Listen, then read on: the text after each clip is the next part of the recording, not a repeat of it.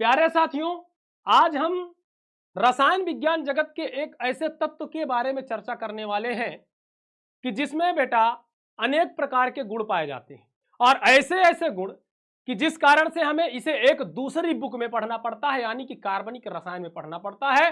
और प्रकृति में सबसे ज्यादा यौगिक इसी तत्व के पाए जाते हैं।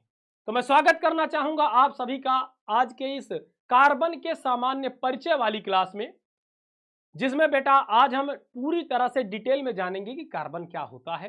तो प्यारे बच्चों, आपका बहुत बहुत स्वागत है आपके इस अपने online platform Bihar board science Vidyakul पर। प्यारे बच्चों, वीडियो को देखने से पहले चैनल को सब्सक्राइब कर दीजिएगा, लाइक कर दीजिएगा और भेज दीजिएगा अपने उन सभी साथियों तक जो बेटा अभी अभी रसायन विज्ञान पढ़ना स्टार्ट किए हैं या जिनका बेसिक कमजोर है या जो रसायन विज्ञान में कुछ करना चाहते हैं। तो आइए बिना किसी देरी के शुरू करते हैं अपने इस कार्बन के चर्चा के बारे में। तो प्यारे साथियों, मैं यदि कहूं कि कार्बन जो होता है यह हमारे पीरियोडिक टेबल में 6वें स्थान पे पाया जाता है।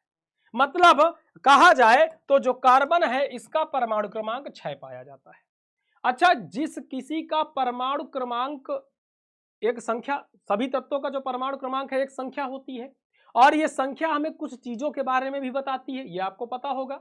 तो जैसे मान लो कार्बन का परमाणु क्रमांक 6 है, तो यहां से हमें एक चीज पता चल गया, क्या कि कार्बन के पास इलेक्ट्रॉन कितने होंगे? 6 होंगे। और प्रोटॉन कितने होंगे? 6 होंगे। तो क्या गुरुजी ये कह सकते हैं कि परमाणु क्रमांक बराबर होता है इलेक्ट्रॉनों तथा प्रोटॉनों की संख्या के? हाँ, कह सकते हो, परंतु एक कंडीशन है। कंडीशन यह है कि यह तभी तक लागू है जब तक हमारे तत्व पर कोई धन या ऋण आयन ना हो। तब तक तो बेटा लागू करेगी ये बात, जितने इलेक्ट्रॉन होंगे उतने ही प्रोटॉन होंगे। परंतु अगर उस पर कुछ आयन आ गया, धन या ऋण आयन आ गया, तो समझ लो बेटा इलेक्ट्रॉन की संख्या घट या बढ़ सकती है। तो यहां पर तो खैर ऐसा कुछ नहीं है गुरुजी, कोई बात नहीं, यहां पर ऐसा नहीं है। तो यहां पर बेटा 6 इलेक्ट्रॉन और 6 प्रोटॉन होंगे। देखा जाए तो जब परमाणु क्रमांक होता है, परमाणु क्रमांक बराबर होता है प्रोटॉनों की संख्या के, प्रोटॉनों की संख्या के। लेकिन यदि उस पर कोई आवेश नहीं है तो इलेक्ट्रॉनों की संख्या भी उतनी ही होती है जितने प्रोटॉन होते हैं। तो बेटा यहां पर कार्बन का परमाणु क्रमांक 6 है, तो कहा जा सकता है कि कार्बन के पास 6 इलेक्ट्रॉन है। तो इसका इलेक्ट्रॉनिक विन्यास दोनों नियम से क्या होगा? एक वीडियो में मैंने इलेक्ट्रॉनिक विन्यास करना आपको सिखा दिया था, बता दिया था, दोनों नियम से, ट्रिक के माध्यम से। आइए इसका भी करके देखते हैं। तो क्या होगा अगर हम KLMN से करना चाहें? तो आप कहोगे गुरुजी 2 और 4, इलेक्ट्रॉनिक विन्यास क्या आएगा इसका? 2 और 4। मतलब इसके आखिरी कोष में इलेक्ट्रॉन कितने हैं? तो बेटा इसके आखिरी कोष में है इलेक्ट्रॉन 4। अच्छा, इसकी प्रकृति क्या है? तो बेटा जो कार्बन होता है यह अधातु है। क्या है? अधातु है। यह अधातु होता है। यह बंध कैसा बनाता है? तो बेटा यह बंध बनाने का काम करता है सहसंयोजी। दूसरी बात, सहसंयोजी बंध बनाने का काम करता है। अब यह सहसंयोजी बंध क्यों बनाता है, आयनिक क्यों नहीं बनाता, या फिर उपसहसंयोजी क्यों नहीं बनाता, या और तमाम प्रकार की बातें हम चर्चा करेंगे जिस दिन मैं बंध के विषय में चर्चा करूंगा। अभी तो यह पहली क्लास है, तो पहले सामान्य परिचय करते हैं, फिर खतरनाक वाला परिचय कराएंगे, चिंता मत करो, अभी तो शुरुआत है, अभी तो एक पन्ना है, अभी पूरी किताब बाकी है। तो प्यारे साथियों, मैंने कहा कि यह एक अधातु है, इसका परमाणु क्रमांक 6 है और 2 और 4 इसका इलेक्ट्रॉनिक विन्यास होता है ये KLMN से। और यदि मैं इसका इलेक्ट्रॉनिक विन्यास SPDF से करूं तो 1s2 2s2 और 2p2, ये इसका इलेक्ट्रॉनिक विन्यास बेटा SPDF मतलब उपकोषों से हो जाएगा, जिसको हम आप-बाऊ नियम कहते हैं। हालांकि ये आप-बाऊ नियम नहीं है, मैं इसके बारे में भी कभी चर्चा करूंगा। बहुत सी चीजें ऐसी हैं जो हम सीख लेते हैं, पढ़ लेते हैं, लेकिन उसके बारे में डिटेल से नहीं जानते, तो इसके बारे में चर्चा करूंगा, कभी बताऊंगा कि आप-बाऊ क्या है। ठीक है, तो बेटा यहां से हमको पता चला, दोनों नियम से हमने इलेक्ट्रॉनिक विन्यास कर लिया, अधातु है, सहसंयोजी बंध बनाता है। अब और कुछ जान लें, तो कार्बन प्रकृति में पाया जाने वाला एक तत्व है जिसकी परमाणु संख्या 6 है, इलेक्ट्रॉनिक विन्यास 2 4 तथा इसकी संयोजकता 4 है। इसे सी के रूप में लिखा जाता है, मतलब सी से प्रदर्शित करते हैं। किससे प्रदर्शित करते हैं बेटा? सी से प्रदर्शित करते हैं। तो अगर कहीं सी लिखा हो तो समझ जाना ये कार्बन की चर्चा हो रही। तो ये एक छोटा सा परिचय, संक्षिप्त परिचय कार्बन का हुआ। अब बात करते हैं कि प्रकृति में और किन किन रूपों में पाया जाता है। आइए, तो प्यारे साथियों, अब हम बात करेंगे कार्बन के एलोट्रॉप्स यानी कि अपर रूप की। तो बेटा जो ये कार्बन है ये कई रूपों में पाया जाता है, लेकिन उससे पहले अगर चर्चा करें कि अपर रूप किसे कहते हैं गुरुजी, तो भैया जैसे मान लो मैं हूं और मेरी ही तरह के कई मतलब लोग खड़े हो, मेरे समान, मेरे जैसे, सेम मेरे जैसा दिखने वाले, मेरे ही कितने लंबे, लेकिन सबके गुणधर्म अलग अलग हो। जैसे मैं शिक्षक हूं तो कोई चोर हो, कोई डाकू हो, कोई लुटेरा हो, कोई मूवी बनाने वाला हो, कोई एक्टर हो, तो सबके गुणधर्म अलग अलग हो गए हैं एक ही मेरे जैसे हैं। जैसे मैं विजय मिश्रा हूं, वो भी विजय मिश्रा, वो भी विजय मिश्रा, लेकिन अंतर क्या है? अंतर यह है कि सबके गुणधर्म अलग हैं। तो इनको बेटा अपर रूप कहा जाएगा। कैसे? ध्यान दीजिएगा, जब कोई तत्व दो या दो से अधिक रूपों में उपस्थित हो, तथा कह रहा है जिनके गुणधर्म एक दूसरे से अलग अलग होते हैं। उनके गुणधर्म क्या है? एक दूसरे से अलग अलग हैं। तो बेटा इन विभिन्न रूपों को अपर रूप कहते हैं और इनको दो भागों में बांटा गया। कौन कौन से? पहला कार्बन के क्रिस्टलीय अपर रूप और दूसरा कार्बन के अक्रिस्टलीय अपर रूप। मतलब कार्बन इस धरती में एक रूप में नहीं पाया जाता, कई रूपों में पाया जाता है। जैसे शाहरुख खान हर मूवी में अलग रूप में पाया जाता है। शाहरुख खान तो एक ही है, लेकिन हर मूवी में अलग रूप में पाया जाता है, अलग गुणधर्म होते हैं। आपने देखा होगा बहुत सी मूवी, दिलवाले में वो एक आशिक के रूप में पाया जाता है, किसी मूवी में और किसी रूप में पाया जाता है, किसी मूवी में वो विलन के रूप में पाया जाता है, तो रईस में एक बिजनेसमैन के रूप में पाया जाता है। अलग अलग रूपों में है तो एक ही। तो उसी को बेटा एलोट्रॉप्स या पर रूप कहते हैं और यही चीजें लागू होती हैं बेटा आपके कार्बन पे। कार्बन को भी जब विभिन्न रूपों में पाया जाएगा और उसके गुणधर्म अलग होंगे तो इसे यही कहा जाएगा कि बेटा ये इसके अपर रूप है। अब आगे की चर्चा करते हैं। अब पहले हम बात करेंगे क्रिस्टलीय कार्बन के अपर रूप क्या क्या हैं, इस पर थोड़ा सा आएंगे। तो कार्बन के क्रिस्टलीय अपर रूप पे आते हैं। पहला है हीरा। पहला है हीरा। अब ये हीरा कार्बन का पहला अपर रूप है। यह भी कार्बन से ही बना हुआ है, कार्बन का ही है, लेकिन इसके गुणधर्म अलग हैं।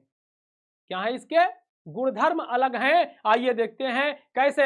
एक शुद्ध रूप जो हीरा है, ये कार्बन का एक शुद्ध रूप होता है।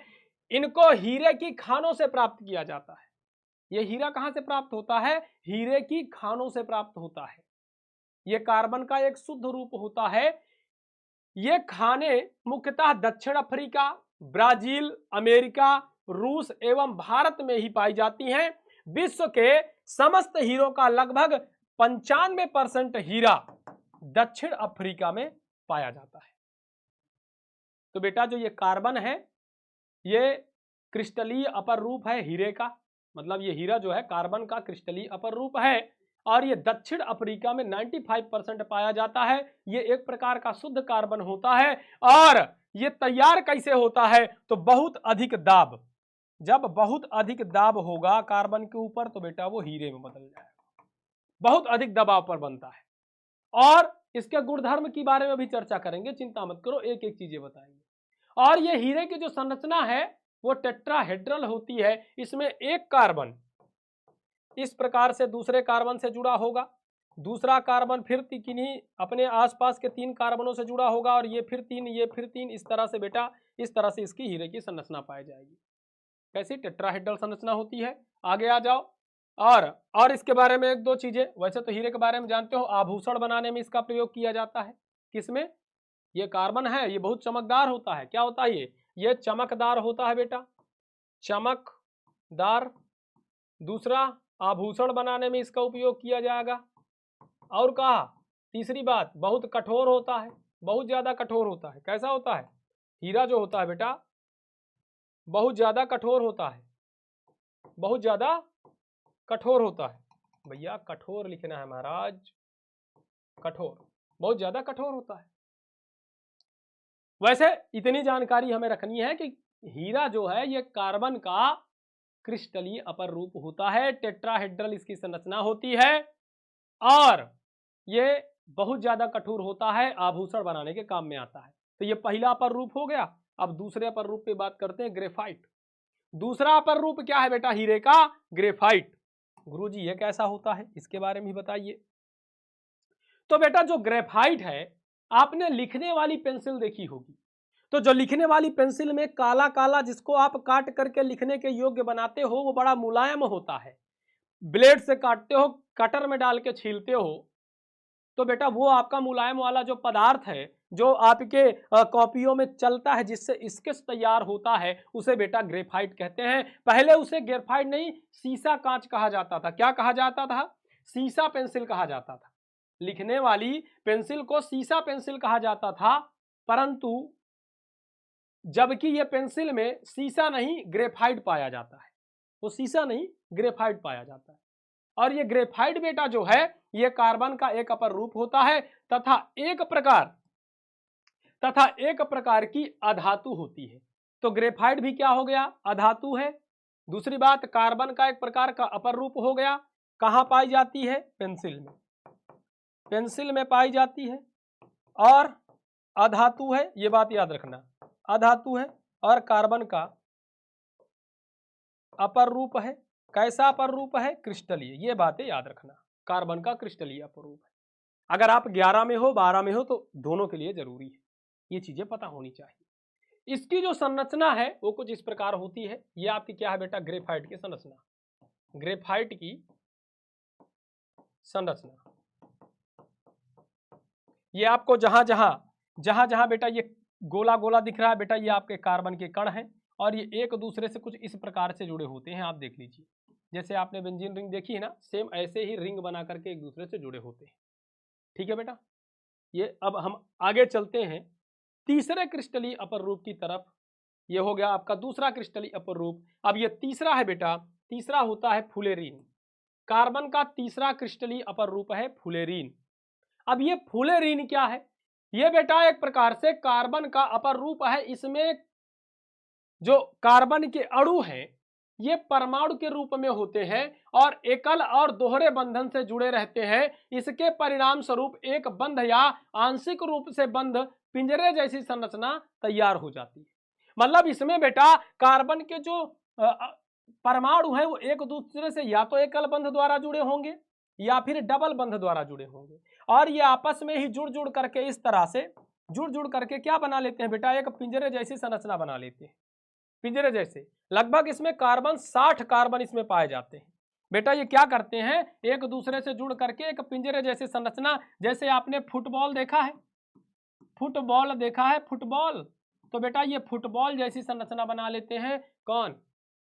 कार्बन एक दूसरे से जुड़ करके रिंग या जाल तैयार करते हैं। बेटा इसे फुलेरीन कहते हैं। ये आपकी फुलेरीन की संरचना है।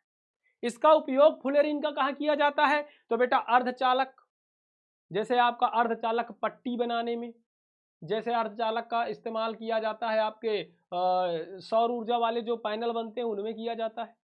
दूसरा स्नेहक, स्नेहक बनाने में, उत्प्रेरक के रूप में किया जाता है इसका उपयोग, और विद्युत के तार आदि बनाने में किया जाता है क्योंकि ये सुचालक होता है। क्या होता है बेटा? विद्युत का सुचालक होता है, याद रखिएगा। विद्युत का क्या होता है? सुचालक होता है। समझ गए? तो ये बात हो गई बेटा कार्बन के तीसरे क्रिस्टलीय अपर रूप की। वैसे इनके बारे में आपको नाम याद रखना है। अगर नाम और संरचना याद रखना है और कुछ याद ना भी रहेगा तो चल जाएगा। और ये याद रखना है कि किस तरह से काम आते हैं। जैसे यहाँ पर मैंने बता दिया, अर्धचालक के रूप में, स्नेहक के रूप में, उत्प्रेरक के रूप में और बिजली के तार बनाने के रूप में इसका उपयोग किया जाता। तो ये बात फुलेरीन के बारे में पता होनी चाहिए। आगे चले तो अब कार्बन के अक्रिस्टलीय अपर रूप की बात करते हैं। अक्रिस्टलीय अपर रूप क्या है? अक्रिस्टलीय अपर रूप की बात करें तो एक बात जान लीजिए कि क्रिस्टलीय अपर रूप और अक्रिस्टलीय अपर रूप पहले क्या है गुरुजी, इसके बारे में बता दीजिए। जैसे हमने अभी क्रिस्टलीय देखा, क्रिस्टलीय अपर रूप, तो ऐसा क्या है, एक नया पेज लेते हैं। अभी हमने क्रिस्टलीय अपर रूप देखा, क्रिस्टलीय अपर रूप, और क्या क्या देखा हमने उसमें। पहला आपने हीरा बताया, दूसरा आपने ग्रेफाइट बताया, और तीसरा आपने फुलेरीन बताया।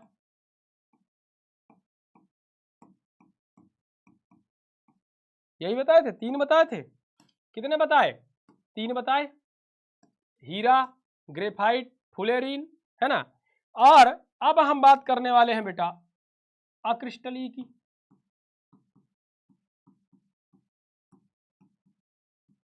तो अक्रिस्टलीय क्या है और क्रिस्टलीय अपर रूप क्या है, अक्रिस्टलीय अपर रूप क्या है?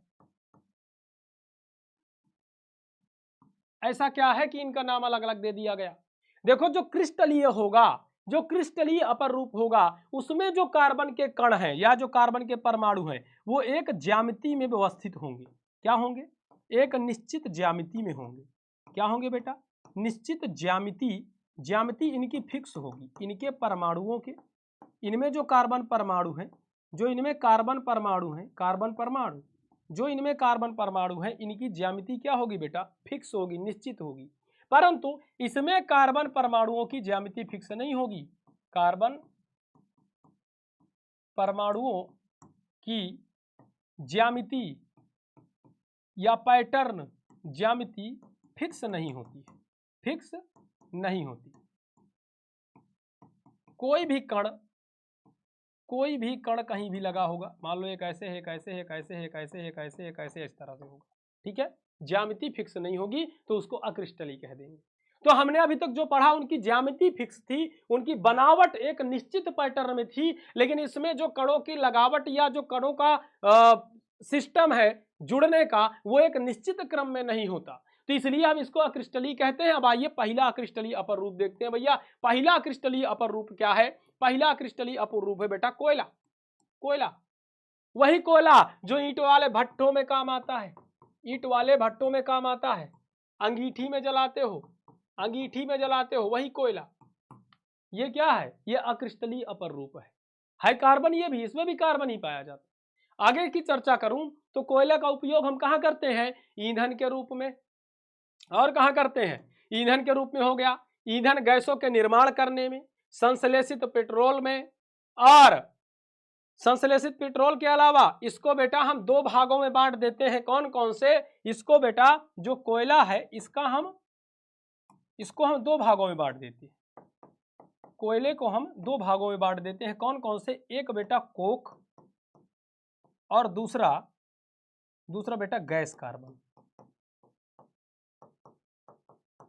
मतलब जब तक कोयला हमारा ठोस के रूप में बढ़िया मार्केट से आया है, ठोस के रूप में, समझ रहे हो ना, मतलब नया नया जब हम कोयला लाते हैं तो पेट्रोलियम की तरह यूज होता है, उसमें ढेर सारी ऊर्जा होती है, उसे हम ईंधन के रूप में यूज कर लेते हैं।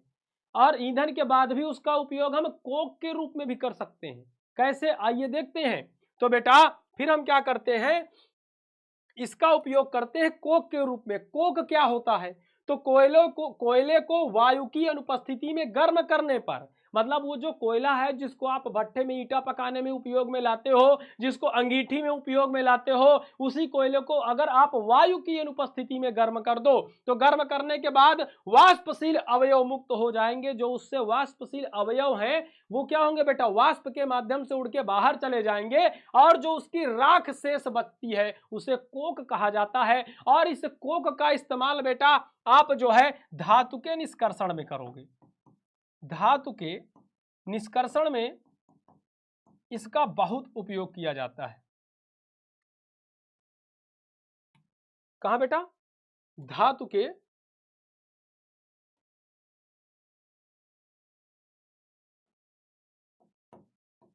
कहां बेटा? धातु के निष्कर्षण में। धातु के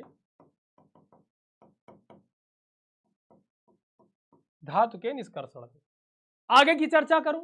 धातु का निष्कर्षण, जैसे आप पृथ्वी से जब धातु प्राप्त करते हो पृथ्वी से जब आप धातुएं निकालते हो तो पृथ्वी की ऊपरी सतह पर चट्टानों में धातुएं पाई जाती है खनिज के रूप में। अब वो खनिज के रूप में जब धातुएं निकालते हो तो ऐसा नहीं होता कि पृथ्वी के नीचे आपने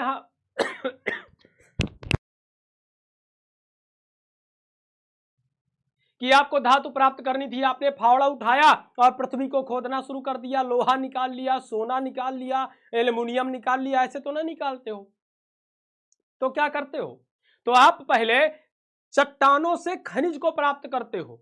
अब जैसे मान लो लोहे का खनिज प्राप्त हो गया, एल्युमिनियम का खनिज प्राप्त हो गया, तो उसमें डायरेक्ट लोहा एल्युमिनियम शुद्ध रूप में नहीं मिलेगा, ढेर सारी अशुद्धियां रहती है। और उन्हीं ढेर सारी अशुद्धियों को शुद्ध करने के लिए आप तमाम प्रकार के प्रयोगों से उसको गुजारते हो, शोधन विधियां अपनाते हो। तो उन्हीं शोधन विधियों में जब आप धातु का निष्कर्षण करोगे, शुद्ध धातु प्राप्त करना चाहोगे, तो भट्टियों में जो ईंधन के रूप में और अपचायक के रूप में लिया जाएगा, वहां पर बेटा ये कोक का काम आएगा। कहां? वहीं पर इस कोक का काम आएगा। तो ये कोक बेटा याद रखना बहुत जरूरी है। 12 की केमिस्ट्री में 5वें चैप्टर से इसका उपयोग आना शुरू हो जाएगा। आगे आ जाते हैं। इसका उपयोग तो धातुओं के निष्कर्षण में, अवकारक के रूप में, ईंधन के रूप में और इलेक्ट्रोड बनाने में। इलेक्ट्रोड बेटा बहुत इंपॉर्टेंट चीज। इलेक्ट्रोड जानते हो क्या है? जैसे कोई आपके पास बैटरी होती है, तो बैटरी में आपने देखा होगा, ये मान लो ये आपकी बैटरी है, तो इस बैटरी में दो ठो ऐसे ऐसे उभरे हुए टर्मिनल दिखते हैं, जिन पे आप तार लगाते हो, एक प्लस रहता होगा, एक माइनस रहता होगा। बेटा इसी को कहते हैं इलेक्ट्रोड।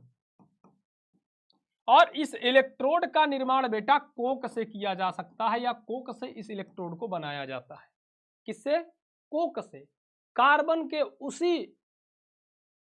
रूप से, मतलब कोयले से, जब कोयले को आप वायु की अनुपस्थिति में गर्म करके उसकी अशुद्धियां वाष्प द्वारा बाहर निकाल देते हो, तो कोक बनता है। और इस कोक को आप इस्तेमाल कर सकते हो इलेक्ट्रोड के रूप में। आगे की चर्चा करूं तो गैस कार्बन। गैस कार्बन क्या है? तो बेटा यह विद्युत का सुचालक होता है। जो गैस कार्बन है, यह विद्युत का सुचालक है, और इसका उपयोग भी इलेक्ट्रोड बनाने में किया जाएगा। इसका उपयोग भी इलेक्ट्रोड बनाने में किया जाएगा। अब ये इलेक्ट्रोड बनाने में उपयोग कहां किया जाएगा? तो बेटा जब वैद्युत रसायन पढ़ोगे, वैद्युत रसायन जब पढ़ते हो, जब वैद्युत रसायन पढ़ते हो, आपका तीसरा अध्याय कक्षा 12 में, तब वहां पे बार बार इसका उपयोग आएगा इलेक्ट्रोड का। तो याद रखना, कोक का इलेक्ट्रोड और कार्बन, गैस कार्बन के इलेक्ट्रोड बहुत इंपॉर्टेंट है। इसीलिए ये सारी चीजें बता रहा हूं। अभी कार्बन के बारे में तो बहुत चीजें हैं, लेकिन ये सामान्य परिचय होना बहुत जरूरी था। आगे आ जाओ, आगे चर्चा करूं तो अब बात करूंगा मैं चारकोल की। चारकोल क्या होता है? बेटा ये भी एक कार्बन का अपर रूप है। चारकोल का नाम हम बहुत सुनते हैं, लेकिन बहुत कंफ्यूजन रहता है। अब कक्षा 12 में आ जाते हैं और हमें पता नहीं रहता कि वास्तव में चारकोल कहते किसे हैं, या चारकोल है क्या।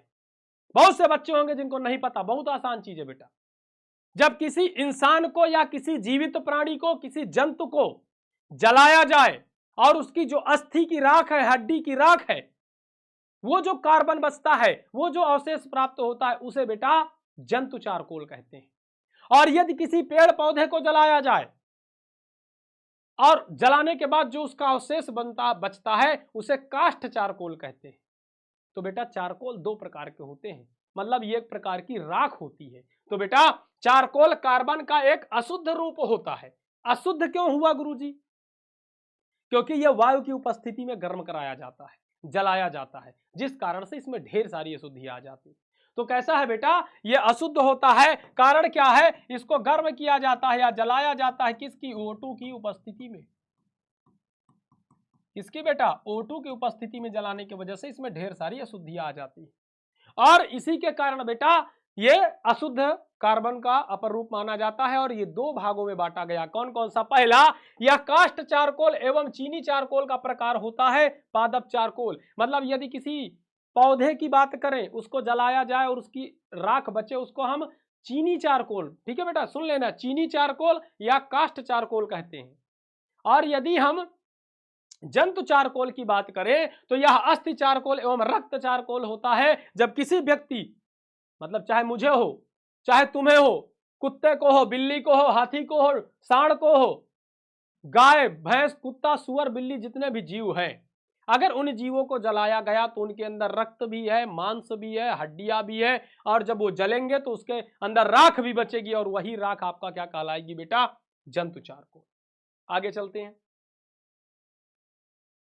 काजल, काजल क्या होता है?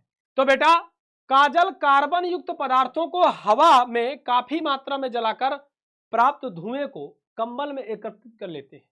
मान लो ऐसी धातुएं या ऐसी वस्तुएं जिनमें बहुत ढेर सारा कार्बन है और उनको जलाया जाए, और जलाने के बाद उससे निकलने वाले धुएं को कंबल में एकत्रित कर लिया जाए, तो वो काजल के रूप में प्राप्त होता है। ये भी आपका क्या है? कार्बन का अक्रिस्टलीय अपर रूप है। कार्बन का अक्रिस्टलीय अपर रूप होता है प्यारे साथियों। समझ गए क्या? बहुत बढ़िया, लगे रहिए, मेहनत करते रहिए, एक एक चीजें समझ के चलनी है। अब आगे आ जाओ। काजल के बाद अब बेटा चौथी चीज बची है, कार्बन के बारे में जान लेना बहुत इंपॉर्टेंट है। क्या? कि कार्बन के समस्थानिक, कार्बन के समस्थानिक कौन कौन से होते हैं? Very most important. तो बेटा कार्बन के 3 समस्थानिक होते हैं। कार्बन के 3 समस्थानिक होते हैं, याद रखना। पहला होता है कार्बन 6 परमाणु भार 12, कार्बन 6 परमाणु भार 13, कार्बन परमाणु क्रमांक वही है, परमाणु भार बदला हुआ है। इन तीनों में परमाणु क्रमांक तो समान है, लेकिन परमाणु भार इनका अलग अलग है। तो कार्बन 12, कार्बन 13, कार्बन 14, ये क्या होते हैं बेटा? एक दूसरे के समस्थानिक हैं। स्थान सबका एक ही है, 6 6 6, परंतु भार इनके अलग अलग है, परमाणु भार अलग अलग है, इसलिए इनको समस्थानिक कहा जाएगा। आगे की बात करूं तो ये एक इनमें से एक रेडियो सक्रिय समस्थानिक होता है। मतलब जो इनमें से कार्बन 14 है ना, कार्बन बेटा जो 14 है, जो कार्बन 14 है, ये बेटा रेडियो सक्रिय होता है, रेडियो सक्रिय होता है। अब जो भी पदार्थ रेडियो सक्रिय होगा उसमें से 3 प्रकार की किरणें निकलती है। कौन सी? Alpha, beta, gamma. परंतु इसमें से बीटा रेज निकलती हैं। क्या निकलती हैं बेटा? बीटा रेज, बीटा किरणें, बीटा किरणें निकलती हैं। समझ गए? तो ये एक सामान्यतः सूक्ष्म परिचय था कार्बन के बारे में कि कार्बन इस प्रकृति में किन किन रूपों में पाया जाता है। अब बेटा इस क्लास को हम समाप्ति की ओर ले चलते हैं। छोटी सी क्लास थी, इसमें कार्बन का परिचय देना था, लेकिन कार्बन यही खत्म नहीं होता। इससे आगे तो कार्बन की कहानी शुरू होगी, क्योंकि अगले वीडियो में मैं आपको बताऊंगा कि वास्तव में ये जो कार्बन है इसके अंदर इलेक्ट्रॉन और प्रोटॉन 6 पाए जाते हैं, और ऐसा क्या कारण है कि ना तो ये इलेक्ट्रॉन ग्रहण करता है और ना ही ये इलेक्ट्रॉन का त्याग करता है। मतलब ना तो ये धन आयन बनाता है और ना ही ये ऋण आयन बनाता है। ऐसा क्या कारण है? किम कारणमस्ति? ऐसा क्या कारण है कि ये साझेदारी ही करना पसंद करता है? ऐसा क्या कारण है कि इसके 4 इलेक्ट्रॉन नहीं निकाल सकते? ऐसा क्या कारण है कि इसको 4 इलेक्ट्रॉन एक्स्ट्रा नहीं दे सकते? ये सारी बातें और ये सारे सवालों के जवाब आपको अगले वीडियो में मिलेंगे। ऐसा क्या है कि ये श्रृंखला बना लेता है, इतनी बड़ी बड़ी श्रृंखला कि अलग अलग तत्वों के साथ जुड़ जुड़ करके बड़ी बड़ी श्रृंखला बनाता है, जिससे अलग अलग प्रकार के यौगिकों का निर्माण होता है। और बड़ी बड़ी लंबी लंबी श्रृंखला, मजबूत श्रृंखलाएं बना करके ये इतने ज्यादा यौगिक बना देता है कि इस प्रकृति में, इस पृथ्वी में सबसे ज्यादा अगर यौगिक पाए जाते हैं तो कार्बन और हाइड्रोजन से बने यौगिक होते हैं। मतलब मुख्यतः कार्बन के यौगिक होते हैं। हालांकि हाइड्रोजन भी यौगिक बनाता है, लेकिन सबसे ज्यादा कार्बन के यौगिक पाए जाते हैं। लाखों यौगिक अब तक ज्ञात किए जा चुके हैं। और क्या कारण ऐसा हुआ कि कार्बनिक यौगिकों का अध्ययन करने के लिए एक संस्था बनानी पड़ी, जिस संस्था का नाम IUPAC के नाम से आप सभी लोग जानते हैं। भाई क्या जरूरत थी IUPAC बनाने की? क्यों आवश्यकता पड़ी IUPAC बनाने की? और यदि IUPAC बनाई गई तो वो हर जगह लागू क्यों की गई? क्या कारण था जिससे हर जगह लागू की गई? और उस सभा में कौन कौन से लोग थे। मतलब देखो, रसायन विज्ञान ये नहीं कहती कभी भी कि मैं बहुत हार्ड हूं। लोग कहते हैं, रसायन विज्ञान ये कहती है कि बेटा तुम मुझे पढ़ो तो, मुझे समझो तो, मेरी गहराई तक तो जाओ, मेरे पास तो आओ, मुझे अपने दिमाग में बसा कर तो देखो, एक एक चीजें समझ में आएंगी, दूध का दूध पानी की पानी की तरह। तो घबराना नहीं है, डरना नहीं है, केमिस्ट्री को फोड़ने के लिए तैयार हो जाओ, क्योंकि मैं आप लोगों के लिए दिन रात लगा हूं मेहनत करने में। तो प्यारे साथियों, मिलते हैं अगले क्लास में इन सभी सवालों के जवाब लेकर। हाँ ठीक है, सभी सवालों के जवाब लेकर। तो प्यारे साथियों, अब दीजिए हमें इजाजत, चलते हैं, तब तक के लिए जय हिंद, जय भारत। चैनल को लाइक करिएगा, सब्सक्राइब करिएगा, वीडियो को ज्यादा से ज्यादा लोगों तक शेयर करिएगा। और एक छोटी सी बात मैं हर बार कहता हूं कि वीडियो में मैंने जो भी चीजें बताई उसके बारे में अच्छा लगा है तो, नहीं लगा तो, चीजें समझ में आई तो, नहीं आया तो, कोई भी बात है तो बेटा कमेंट सेशन में जरूर बताइए, क्योंकि मैं आप सबके कमेंट पढ़ता हूं और बहुत अच्छा लगता है मुझे आप सबके कमेंट पढ़ के। एक मोटिवेशन मिलता है और आप लोगों के लिए ज्यादा से ज्यादा काम करने का मन होता है। तो चलते हैं प्यारे साथियों, जय हिंद, जय भारत।